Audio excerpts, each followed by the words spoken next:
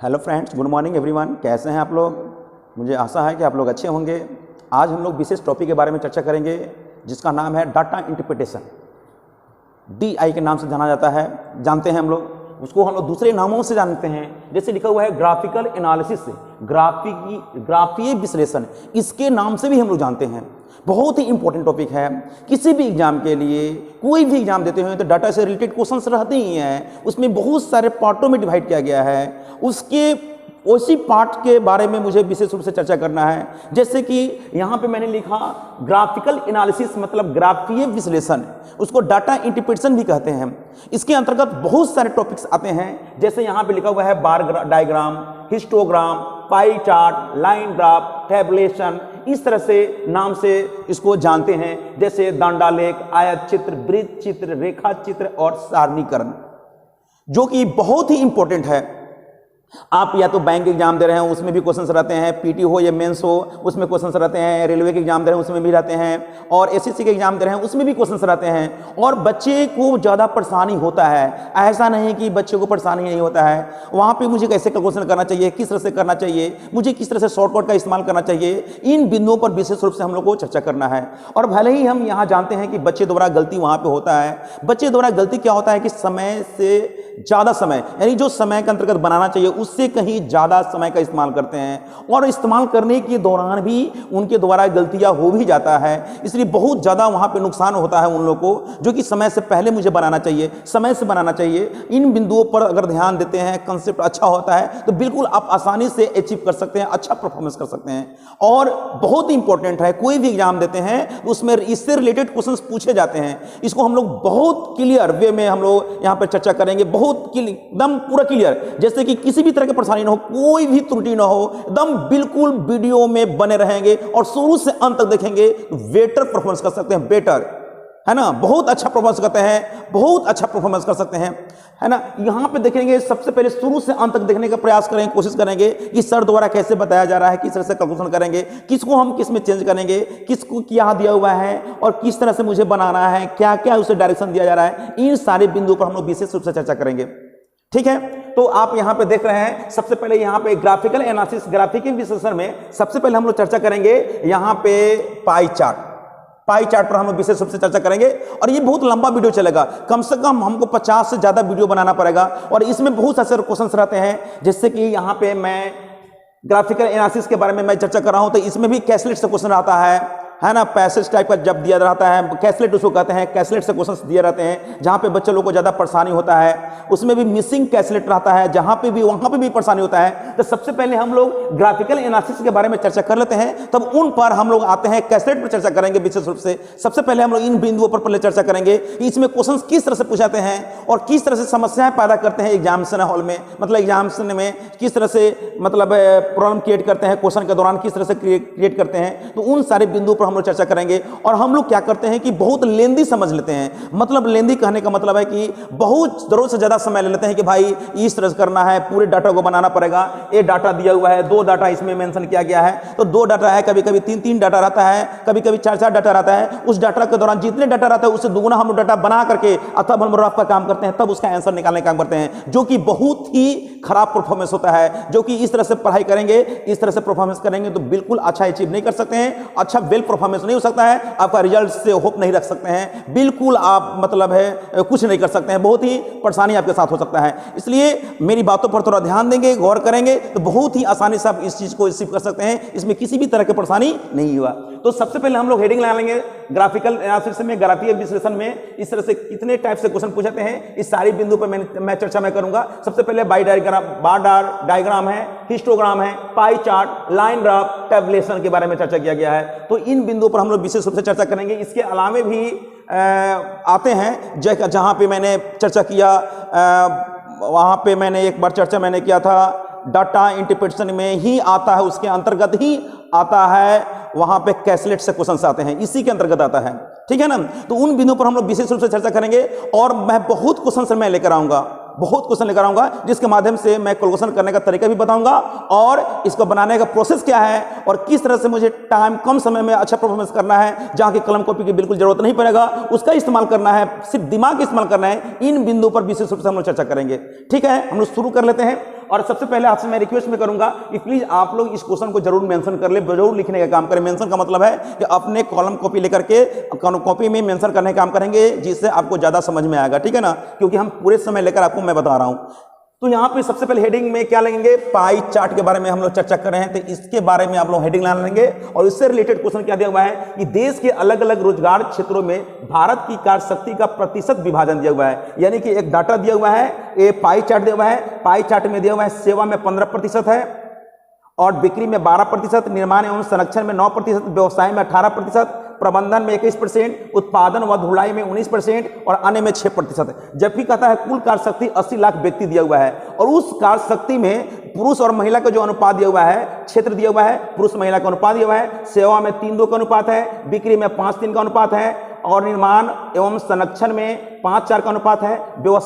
व्यवसाय में दिया हुआ है 5:7 का अनुपात है, यहाँ पे व्यवसाय है, व्यवसाय में 5:7 का अनुपात है, प्रबंधन में 3:4 का अनुपात है, उत्पाद एवं ढुलाई में 5:3 का अनुपात है, अन्य में 3:5 का अनुपात है। मतलब है कुल संख्या 80 लाख का, सेवा की बात करें तो 80 लाख का 15% निकालेंगे और जो भी 15% जनसंख्या जो आता है उस संख्या में सेवा में 3:5 के अनुपात में 3:2 के अनुपात में पुरुष और महिला के बीच में बांटा गया है। तो यहाँ पे 3:2:5 कर देंगे और सबसे पहले 80 लाख का 15% निकालने के दौरान जो भी जनसंख्या आता है उस संख्या के 3:2 के अनुपात में बांटने का प्रयास करेंगे, कोशिश करेंगे। और हम लोग डाटा के दौरान हम लोग बनाते भी है, लेकिन ये सब प्रक्रिया बिल्कुल खराब है, अच्छा परफॉर्मेंस नहीं है, क्योंकि बहुत ज्यादा समय लग जाता है, इसलिए हम लोग इस रूल को फॉलो नहीं करेंगे।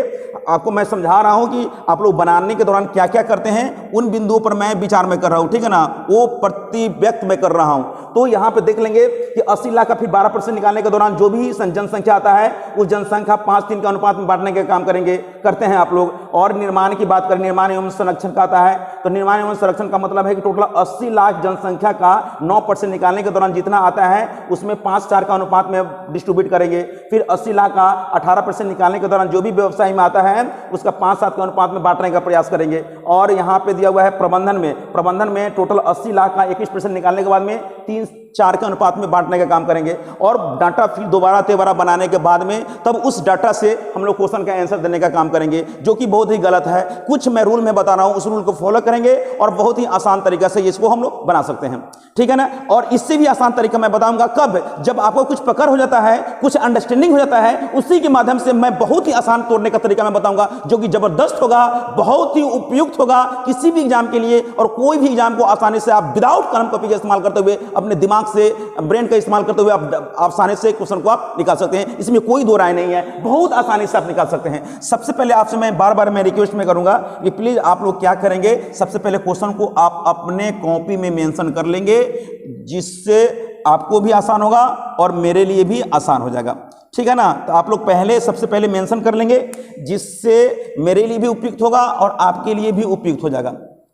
और एक डाटा मैं बना रहा हूं, यहाँ पे थोड़ा कम समय है, मेरे पास जगह नहीं है, कम जगह में मैं बना रहा हूं, आप समझ सकते हैं, है ना। यहाँ पे मैंने लिया पुरुष और यहाँ पे मैंने लिया महिला, और यहाँ पे मैंने इसको खंडित कर दिया, जो पाठ क्षेत्र दिया है उस क्षेत्रों में मैंने मतलब कर दिया। और यहाँ पे मैं लिख देता हूँ, मैं प्रतिशत, आप समझ रहे हैं कि पुरुष महिला का यहाँ प्रतिशत है, आपको समझने से मतलब है। तो सबसे पहले जो प्रतिशत सेवा में जो दिया हुआ है, बिक्री में दिया हुआ है, निर्माण एवं संरक्षण दिया हुआ है, व्यवसाय में दिया हुआ है, प्रबंधन में दिया हुआ है और उत्पादन ढुलाई में दिया हुआ है, अन्य में दिया हुआ है, इनको सबसे पहले हम लोग प्रतिशत के रूप में हम लोग कोशिश करेंगे कि तोड़ ले, क्योंकि इसी प्रतिशत से हम लोग इस्तेमाल करने का काम करेंगे। और बहुत लाजवाब तरीका है, पहले मेरी बातों पर गौर करेंगे और समझने की कोशिश करेंगे, बहुत ही आसान होगा। मैं कह रहा हूं ना कि अगर आप नहीं बनाए, नहीं कम समय बनाए, तब हमसे कहिएगा, कमेंट बॉक्स में कमेंट कीजिएगा कि सर आप बहुत कुछ बोल रहे थे और यहां पे मैं बना रहा हूं तो फंस रहा हूं। नहीं, अगर मैं 4-5 क्वेश्चन मैं बना देता हूं, कुछ रूल को मैं फॉलो करा देता हूं, उसके माध्यम से बनाएंगे तो कोई भी क्वेश्चन बिल्कुल आसान हो जाता है। मैं हूं ना आपके साथ, बिल्कुल हूं, हमेशा हूं, तत्पर हूं। आप जब याद करेंगे तब मैं यहाँ पे वहां पे DI के क्लास में लेना शुरू कर दूंगा। और सबसे बहुत इंपॉर्टेंट है, जो बच्चे बैंकिंग की तैयारी करते हैं उनके लिए मैं जबरदस्त में कैलकुलेशन करने का तरीका मैं बताऊंगा, जो कोई मतलब किसी भी एग्जाम के लिए बैंकिंग के क्षेत्र में, चाहे कोई भी एग्जाम है, SSC, बैंकिंग, रेलवे, कोई भी एग्जाम हो, उनके लिए बिल्कुल फॉर बेटर होगा, इसमें किसी भी तरह की परेशानी नहीं होगा। कैलकुलेशन सबसे इंपॉर्टेंट है, DI में भी क्या होता है, कैलकुलेशन होता है। तो इन बिंदुओं पर आप विशेष रूप से देखने का प्रयास करेंगे, सीखने का प्रयास करेंगे कि भाई इसको कैलकुलेशन करेंगे क्या तरीका है। तो सबसे पहले हम लोग यहाँ पे आते हैं, मूल बिंदुओं पर बात करें। इस सेवा में 3:2 का अनुपात है, तो सबसे पहले जनाब देख लेंगे कि सेवा में 3:2 का अनुपात है, और सेवा में जबकि 15% है, टोटल जनसंख्या का 15% है, तो 3:2:5 यूनिट्स 15%। मेरी बातों पर ध्यान दीजिए, 325%, sorry 325 units 15%, 5 units 15, 5 units 15, 1 units 3, 5, 3 units 9, यानी कि यहां पे हो जाएगा 9% होगा। कितना परसेंट होगा? 9% होगा। और यहां पे कितना होगा? 6% होगा। 325 यूनिट्स बराबर 15%, 1 यूनिट्स 3%, इसलिए 3 यूनिट्स 9%, यही 9%। जब 3 यूनिट्स 9, 1 यूनिट्स 3, 2 यूनिट्स 6, तो यही मैंने काम किया करने का, आपको बिल्कुल समझ में आ गया होगा। 5 3 8, 8 यूनिट्स 12%, तो 8 डेढ़े 12। देखिए कैलकुलेशन मुझे इस तरह से करना है, डेढ़े ये समझिए आपका होना चाहिए, 8 डेढ़े 12, तो 5 डेढ़े 7.5, 3 डेढ़े 4.5, यहाँ पे जनाब 4.5 लिखा हुआ है, बहुत कम जगह है, इसलिए थोड़ा हमको भी परेशानी हो रहा है। और आप देख सकते हैं, देख नहीं सकते हैं तो कम से कम सुन तो सकते हैं ना, बस 4.5%। ठीक, अब यहाँ देखें, 5 4 9, 9 है तो 9%, 1 है तो 1, 4 5 है तो 5%, 4 है तो 4%, 7 5 12, 12 तो है 18%, 12 डेढ़े 18, 5 डेढ़े 7.5%, और 7 डेढ़े 10.5%। ठीक, 10.5 है, यहां पे 10.5 है, आप समझ जाएंगे। उसी तरह से यहां पे देखेंगे, 4 3 7 है तो 21%, 7 यूनिट्स 21%, 1 यूनिट्स 3%, 3 यूनिट्स 9%, ये 9%, और 4 यूनिट्स 12%।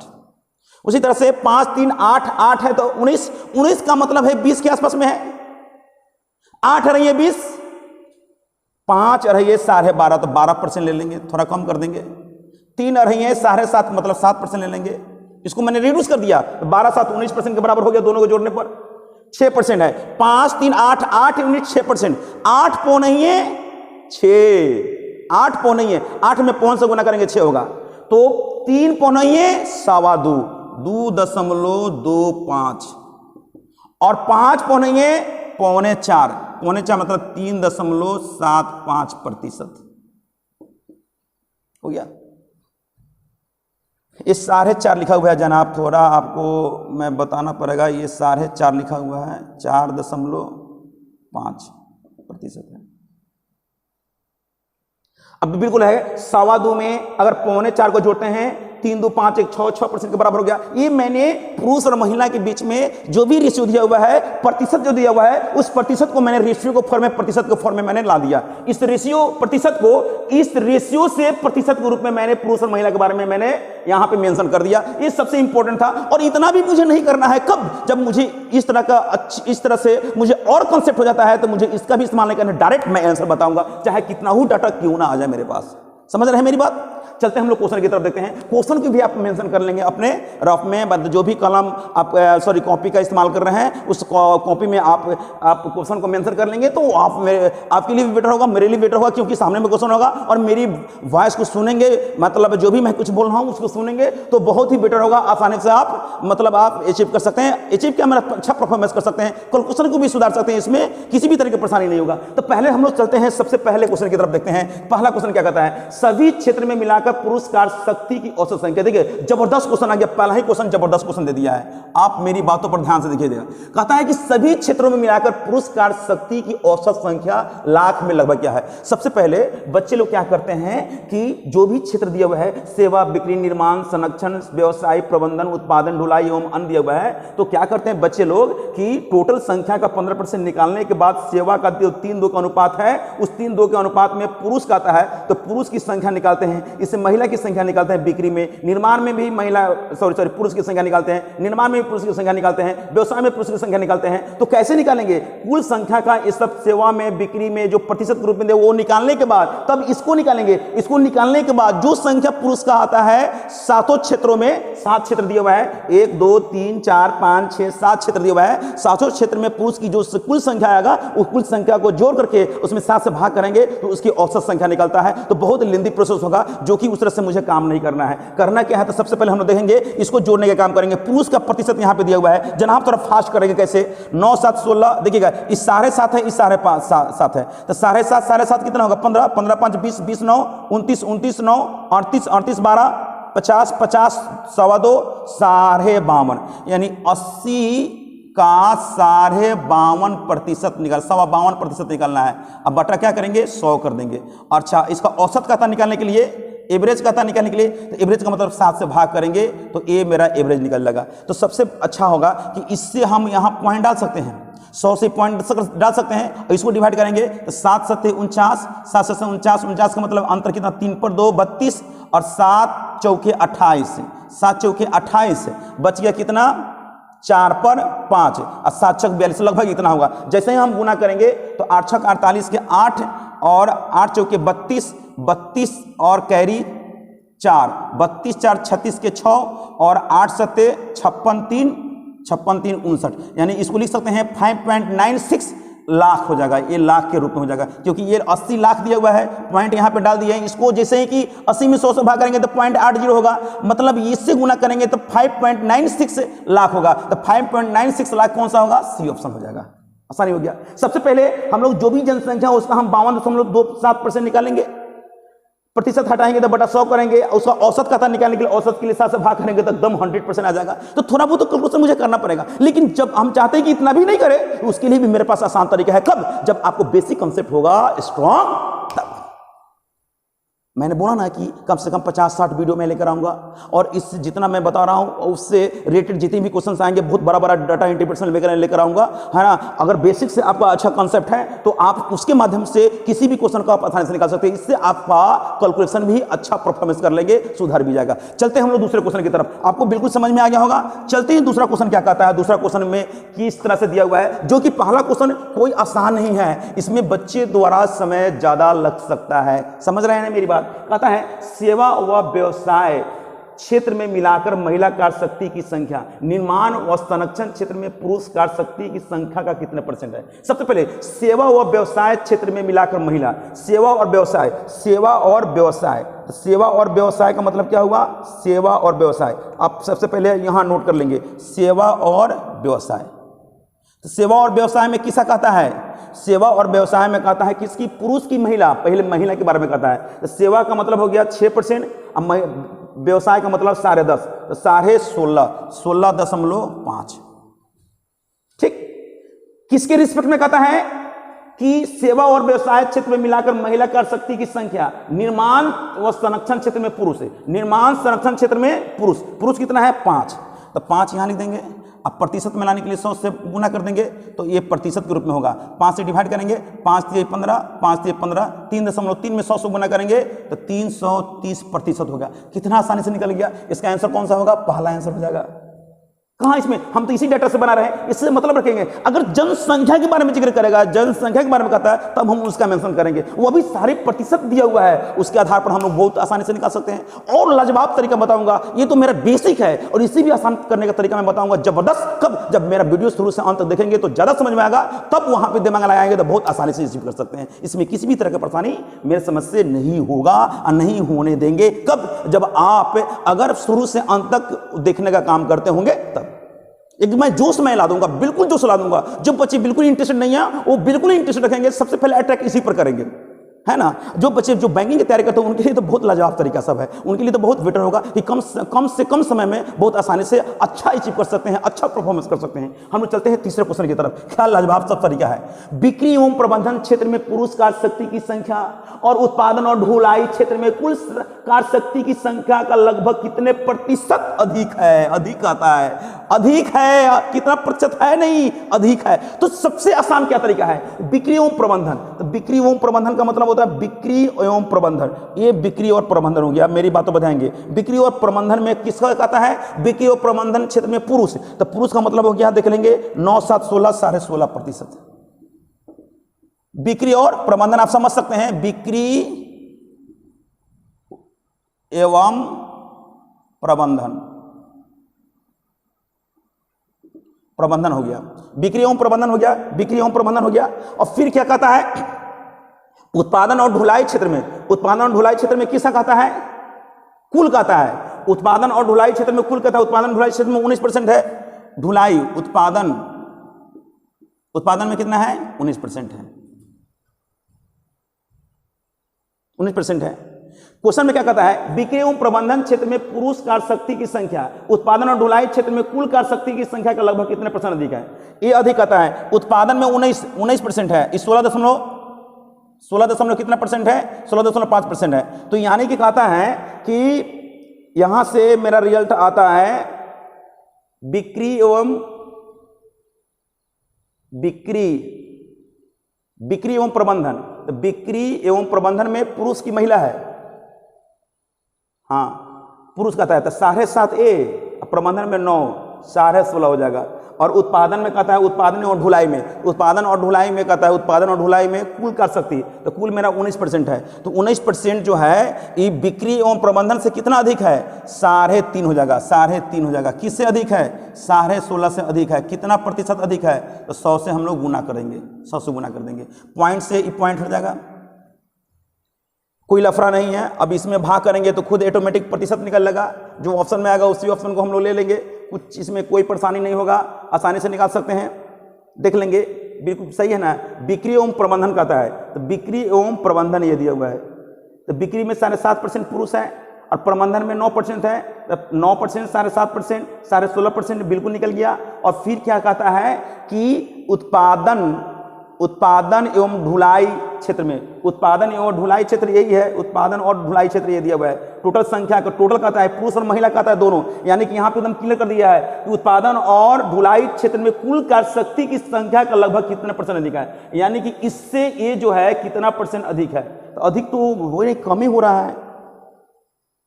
बिक्री एवं प्रबंधन क्षेत्र में पुरुष कार्य शक्ति की संख्या उत्पादन और ढुलाई के कुल कार्य शक्ति की संख्या से लगभग कितना % अधिक है, इससे कितना अधिक है, अधिक तो हो ही रहा है, ये तो कम ही हो रहा है। क्वेश्चन कैसे आ गया जी यहाँ पे, बिक्री एवं प्रबंधन क्षेत्र में पुरुष कार्य शक्ति की संख्या ढुलाई और उत्पादन और ढुलाई, तो मतलब यही हुआ, उत्पादन और ढुलाई तो वही दिया हुआ है। उत्पादन और ढुलाई में कितना % है, ओहो ये हो सकता है मे भी कहीं पुरुष नहीं, कुल कार्य शक्ति की संख्या का लगभग कितना % है, कुल कार्य शक्ति के लगभग कितना % है, कुल कार्य शक्ति का लगभग कितना प्रतिशत है ये दिया हुआ है। तो कुल कार्य शक्ति का लगभग कितना % है, तो लेकिन अधिक तो भी तो नहीं हो रहा है, हमको डाउट लग रहा है क्वेश्चन पर भाई। बिक्री एवं प्रबंधन क्षेत्र में पुरुष कार्य शक्ति की संख्या उत्पादन और ढुलाई क्षेत्र में कुल कार्य शक्ति की संख्या का लगभग कितना % अधिक है। मतलब बिक्री एवं प्रबंधन में जो भी पुरुष है वो पुरुष है, और कहता है कि उत्पादन और ढुलाई क्षेत्र में जो भी कार्य कर रहे हैं वो टोटल की संख्या कहता है 19% है। जो बिक्री एवं प्रबंधन में जो भी प्रतिशत है उत्पादन के रिस्पेक्ट में कितना % अधिक है, अधिक तो है ही नहीं। हो सकता है कि कितना प्रतिशत है ये हो सकता है, कितना प्रतिशत है ये हो सकता है, कितना प्रतिशत है, हो सकता है कि मेरे द्वारा गलती हो। ये हो सकता है कि बिक्री एवं प्रबंधन क्षेत्र में पुरुष कार्य शक्ति की संख्या उत्पादन और ढुलाई क्षेत्र में कुल कार्य शक्ति की संख्या का लगभग कितना % है, ये हो सकता है। हाँ हो सकता है, ये हो सकता है। अब यहाँ पे देख लेंगे कि 16.5 जो है 19 का कितना प्रतिशत है। पॉइंट से एक 0 कैंसिल, एक 0 कर देंगे, 19 से भाग करने का काम करेंगे। 19 अट्ठे 152, 152 में 165 में से 152 घटा देंगे, 165 में से 152 घटा देंगे, कितना होगा, 3 पर 0 कर देंगे। तो 3 पर 0 कितना होगा, नहीं 13 पर 0 होगा 30, 130। और 19 सत्ते 133, तो 19 सत्ते 133 का मतलब 19 6 19 सत्ते लगभग 87% हो गया। 87% है लगभग में कहता है, तो लगभग में 87% है। ओ मैंने गलती कर दिया था। ये कहता है कि बिक्री एवं प्रबंधन क्षेत्र में पुरुष कार्य शक्ति की संख्या उत्पादन और ढुलाई क्षेत्र में कुल कार्य शक्ति की संख्या का लगभग कितना % है। मेरे द्वारा गलती लिखा गया कि कितना प्रतिशत लगभग अधिक है, तो प्रतिशत अधिक नहीं हो रहा है, ये अधिक इससे नहीं है। कहता है कि 16.5 19 का कितना प्रतिशत है, तो 87% है। मेरे द्वारा क्वेश्चन गलती लिखा गया, इसलिए डाउटफुल होने की जरूरत नहीं है। अब मैंने क्लियर में कर दिया कि कहां पे गलती हुआ था, अधिक नहीं होगा, मतलब कितना प्रतिशत ये है। ठीक, कोई दिक्कत, चलते हैं आगे। अब चलते हैं हम लोग तीसरे क्वेश्चन की तरफ देखते हैं। तीसरा क्वेश्चन तो मेरा हो चुका है, चौथे क्वेश्चन की तरफ देखते हैं। चौथा क्वेश्चन क्या है, मैं इसमें और डिटेल्स में करूंगा। हो सकता है कि आपसे मैं पूछना चाहता हूं कि अगर ये वीडियो आपको अगर समझ में आता है, फास्ट नहीं लगता है, आप चाहते हैं कि नहीं और बेसिक से बताइए, तो मैं बेसिक से मैं बताऊंगा। लेकिन पहले मैं जानना चाहता हूं कि भाई आप, मैं जो जिस स्पीड से मैं पढ़ा रहा हूं, जिस तरह से बता रहा हूं, वो चीज़ आपको समझ में आ रहा है कि नहीं। अगर नहीं समझ में आता है तो आप कमेंट करेंगे कि सर आप थोड़ा स्लो पढ़ाइए और बेसिक से शुरू कीजिए और थोड़ा क्वेश्चन का लेवल को डाउन लेकर आइए, तो उससे क्वेश्चन से मुझे अच्छा पकड़ हो सकता है। इस तरह के आप मेंशन करेंगे तो मुझे भी पता चल जाएगा कि भाई आपकी लेवल क्या है और मुझे किस तरह से पढ़ाना है। हम अपने अकॉर्डिंग तो समझ रहे हैं कि भाई चलो आप लोग समझते होंगे, इस तरह से क्वेश्चन मैंने बताया, इतनी मैंने क्वेश्चन का क्लास किया, उसके अकॉर्डिंग टू मैं बता रहा हूं, ठीक है ना। लेकिन आपको पकड़ हो रहा है कि नहीं हो रहा है, आपके ऊपर डिपेंड करता है। अगर आपको नहीं समझ में आएगा तो मुझे पढ़ाने से कोई फायदा नहीं है। हम लोग चलते हैं चौथे क्वेश्चन की तरफ। बिक्री व प्रबंधन क्षेत्र में महिला कार्यशक्ति की संख्या उत्पादन और ढुलाई क्षेत्र में महिला कार्यशक्ति की संख्या से लगभग कितना % अधिक है? ओ हो, ये क्वेश्चन अलग है, ये क्वेश्चन सेम लग रहा है, लेकिन नहीं। ये कहता है कि ढुलाई, उत्पादन और ढुलाई में कुल कहता है, यहां पे महिला के बारे में कहता है, कोई दिक्कत नहीं। बिक्री और प्रबंधन क्षेत्र में महिला, बिक्री और प्रबंधन क्षेत्र में महिला 4.5%, ये 4.5% है, और प्रबंधन का मतलब 12, तो 12 4 16, तो 16.5% हो गया। किस में हो गया? बिक्री एवं प्रबंधन, बिक्री एवं प्रबंधन कितना %? 16.5%। फिर कहता है उत्पादन और ढुलाई क्षेत्र में महिला, उत्पादन और ढुलाई क्षेत्र में महिला, उत्पादन और ढुलाई क्षेत्र में महिला कितना है? 60%। उत्पादन एवं ढुलाई, ढुलाई में कितना है? 7%।